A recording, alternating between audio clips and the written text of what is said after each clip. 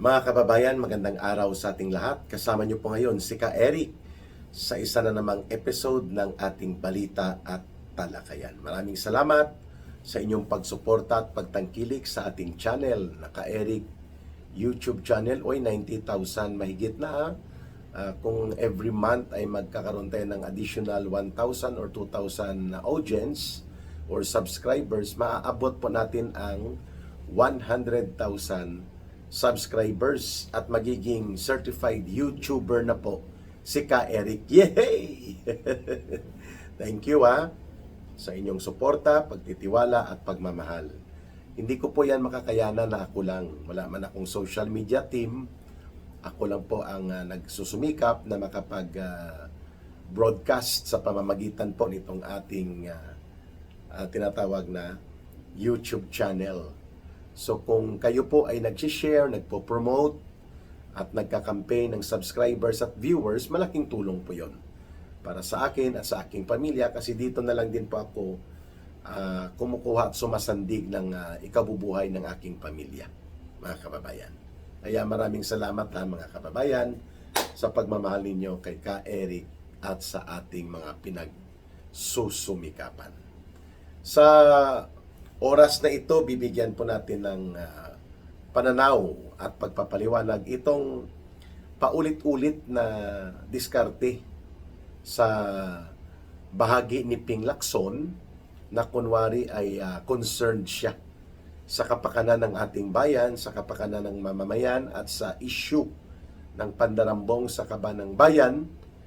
At kung kaya siya nagpapahayag pa na panahon itong mga, sabi niya, may destabilization na naman sa pamamagitan ng pang-uudyok sa mga uniform personnel, lalo na sa mga retired military and police officers, para manghikayat na magkaroon po ng possibility of withdrawal of support from the President. Inunahan na naman niya ng kanyang mga kathang isip na mga pahayag itong sinasabi niya na nagtitipon-tipon, nagre-recruit at nagpupulong-pulong ang mga retired military and police officers. At ang layunin ay mag-recruit o maghikayat ng mga mag-participate po sa naturang hakbang upang yanigin and eventually ay mapapabagsak di umano ang gobyerno ni Marcos. Well, nothing has changed sa style ni Ping Lacson na panggulpi di gulat. Gulpi di gulat. Yan ang magiging title ng ating balita at talakayan. No? Kung mayroong pinagkakaabalahan dapat at binibigyan ng tamang focus sa kanyang tungkulin si Ping Lacson, hindi po itong mga karga-intriga na mga panggulpi di gulat para takutin ang mga mamamayan na magsulong ng mapayapang mga pagkilos at mga pagpapahayag laban po sa kabulukan at kaabusuhan ng gobyerno. Ang purpose niyan psychological operations mo influence in information operations mo mga tao para wag lumahok sa mga demokratiko at mga makabuluhan at mapayapang pagkilos na nananawagan ng pananagutan dito kay Marcos at sa kanyang gobyerno. Kung mayroon dapat magbigay siya ng focus, ng seryosong atensyon, itong si Ping Lacson, walang iba dapat kundi ang pagpapatuloy ng matino, kapanipaniwala at makabuluhan na Senate Committee investigation dyan po sa Senate Blue Ribbon Committee. Hindi kung ano-anong mga pahayag na ito. Ang tapang-tapang niyang mag-project na may mga hakbang for destabilization against the President, Marcos Jr., pero duwag naman para ipagpapatuloy ang totoo, makabuluhan at patas at makatotohanan na paglulunsad ng Senate Blue Ribbon Committee investigation. Hindi nga niya mapatawag-tawag dyan at mabigyan ng pagkakataon ang paglalahad at mga pagsasalaysay nitong mga 18 former soldiers. Wala, no? Dapat marinig niya ito bago niya husgahan na ito daw ay walang saysay, mga hearsay, at wala naman pong patotoo na nangyari ang sinasabi ng mga 18 former soldiers na naging whistleblowers into the corruption and massive plunder na nangyayari sa sindikato ng Marcos Romualdez at kasama noon nila si Saldico. Mga tauhan po ito ni Saldico, itong 18 former soldiers na ito. Wala, deadma.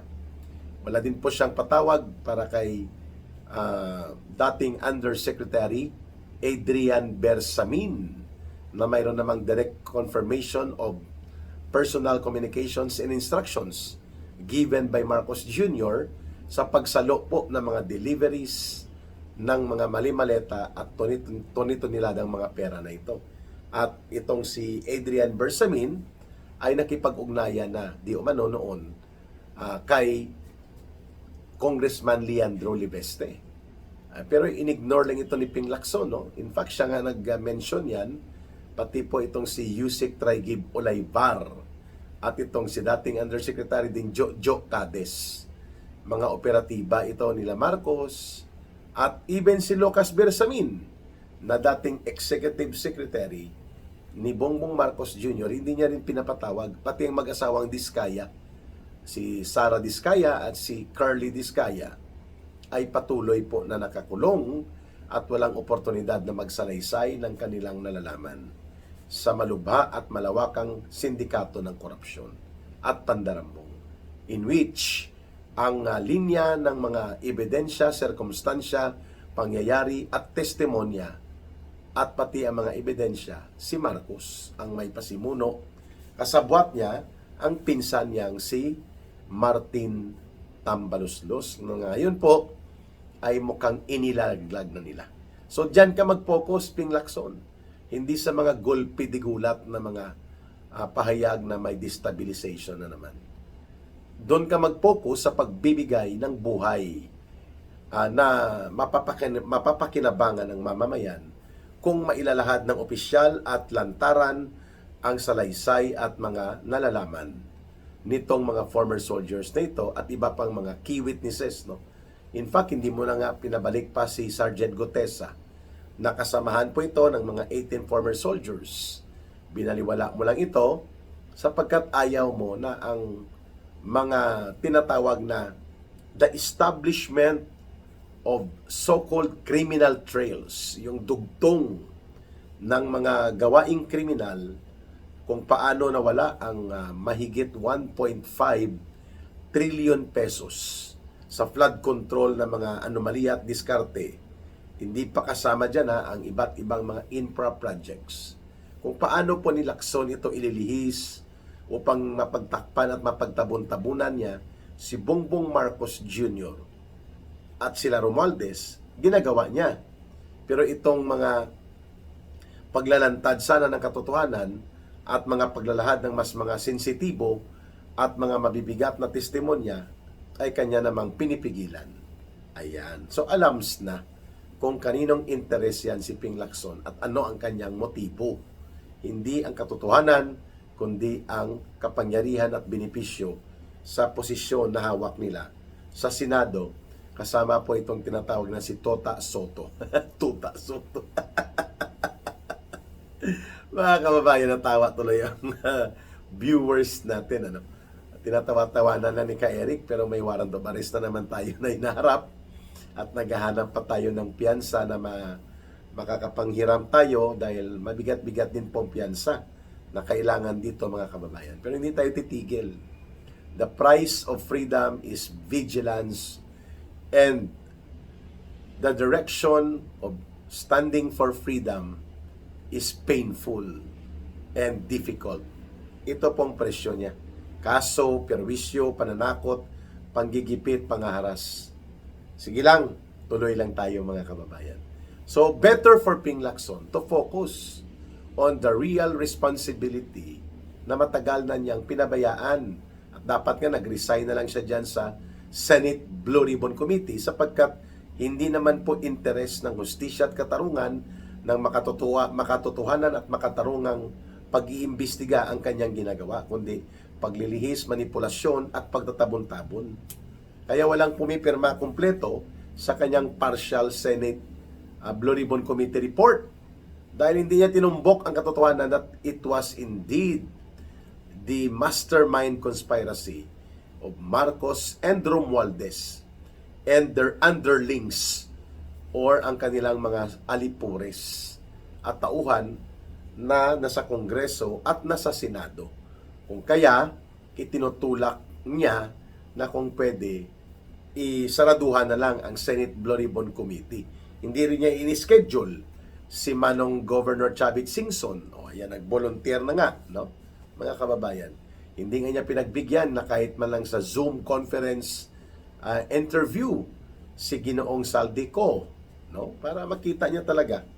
At kung saan si Saldico, di padalhan nila ng representative ng Senate Sergeant at Arms or Senate Secretariat para ma-document ang salaysay na ito ni Saldico kung siya ay magsalaysay sa tinatawag na teleconference or video conference. Hindi niya rin ito in-entertain, mga kababayan. So sayang lang itong pagtapang-tapangan ni Ping Lacson because hindi po ang mga retired soldiers, military officers, and police officers ang banta sa ating bansa, ay ang bulok at mandarambong at abusado na gobyerno ni Marcos Jr. Ayan. Mag-ayos-ayos ka, Ping Lacson, at baka ikaw ay sisingilin ng mamamayan sa iyong mga ginawang pagtatakip at pagtatabon-tabo na obvious naman, yan po ang inyong ginagawa dito kay Bongbong Marcos at pati kay Romualdez. Pero alam na natin na unti-unti nang nabibiyak ang alyansa nila Marcos at Romualdez at ngayon po, pati na si Chis Escudero ay sasampahan na rin po ng mga kaso kriminal at administrative. At ang criminal cases, if this will include plunder, yan po ay non-bailable, mga kababayan. So, hindi makakapagpiyansa at nakakulong po si Martin Tambaloslos at si Chis Escudero habang nag-aantay sila ng pagkakataon na pwedeng i-grant ang kanilang pagpapiyansa sakaling umakyat na ang korte o sa korte ang kaso. At itong overacting na si John B. Cremulya nagpa-heightened alert sa Philippine National Police dahil po si Martin Tambaloslos at si Chis Escudero ay pareho pong mayroong preventive hold departure order mula sa Sandigan Bayan. Kasi dyan po isinasampa ang mga kasong graft and plunder and other related crimes involving corruption, graft and corruption, at kaya nga may kaso sila dyan. So may hold departure order na inilabas po ang Sandigan Bayan laban kay Chis Escudero at kay Martin Tambaloslos. And because of that, itong overacting na si John B. Cremulya, kapatid dito ni Boying Rimulya, nagpa-order na dapat magdeklara ng heightened alert or red alert yan sa Philippine military, sa Armed Forces of the Philippines kapag top level security preparation. Ito naman sa PNP, heightened alert. Bakit? Gagamit ba si Martin Tambaloslos ng kanyang, ilan ba ang kanyang pribadong mga eroplano? Bakit? Isasakay ba niya si Chis Escudero? Hindi rin maganda ang relasyon ni Martin Tambaloslos at Chis Escudero nang nagkabulgaran na ng kanilang mga involvement sa sindikato. Kaya naman po, tinatiming-timing ni John B. Cremulya na makisawsaw. Kasi inaamin naman niya na kailangan niya ng media mileage. Yung talagang araw-araw nasa TV, dyaryo at radyo siya at pati sa social media, kagaya ni Hontivirus at nila Trillanes, para pinag-uusapan sila. Dahil gusto pala nila na maging presidente. Wow! Okay naman ang mangarap at mag-ambisyon. Kahit na sino pwedeng gumawa ng pangangarap at pag-aambisyon, basta wag mong tungtungan ito upang sirain mo at wasakin mo ang pagkatao at ipitin mo ang kanilang kalagayan, kagaya ng ginagawa po nila ng mga alipores na ito ni Marcos, magkapatid na Rimulya, at ang NBI at iba pang instrumento sa panunupil na nararanasan po ng kagaya ni ang former President Duterte, ni Vice President Sara Duterte, ako, si Ka Eric, at pati po ang mga iba pang puwersa na naka-align sa Duterte Political Group. Sana wag pong gamitin yan. Pero dahil atat na atat at sobra ang akyat ng hangin sa pagkahambog at pagkaambisyuso nila Remulla, itong si John Vic at itong sila Hontiveros, kung ano-anong kabulastugan sa paggamit ng poder at kapangyarihan sa kanilang pwesto na pansamantala at temporaryo upang magkaroon po ng kunwari sila ay nasa headline, nagiging laman ng balita dahil para magkaroon sila ng advantage kumpara kay Sara Duterte na puro na lang tirada at atake ang bira ng halos malalaking media na kontrolado ni Tambaloslos at ni Marcos. Kung kaya hindi po binibigyan ng sapat na pagpapaliwanag ng pagkakataon si Vice President Sara Duterte at ang mga spin ng diskarte nila sa mga headline nila at mga laman ng balita, negatibo at kontrapelo kay Vice President Sara Duterte. Alam na kung ano ang ibig sabihin po ng kanyang kalakaran nila. Kaya libre lang mangarap para kay Hontiveros at kay Remulla, pero magkaibang bagay kung ito ay tatanggapin ng mga mamamayan, lalo na ang layunin nila na maglaro ng politika ng maaga pa para durog si Sara Duterte at bida sila pagdating sa campaign period for elections 2028. But that's not easy to do sapagkat si Hontiveros, si John Vic Remulla, kahit pagsabayin mo pa sila ni Trillanes, hindi aabot sa 5%. Tatlo na sila. Ibig sabihin tag 1.6% lang ang kanilang trust and approval rating. No? Baka mag-negative pa yan. Ano? Samantalang si Sara Duterte hindi po bababa sa 30 to 40% ng mga Pilipino.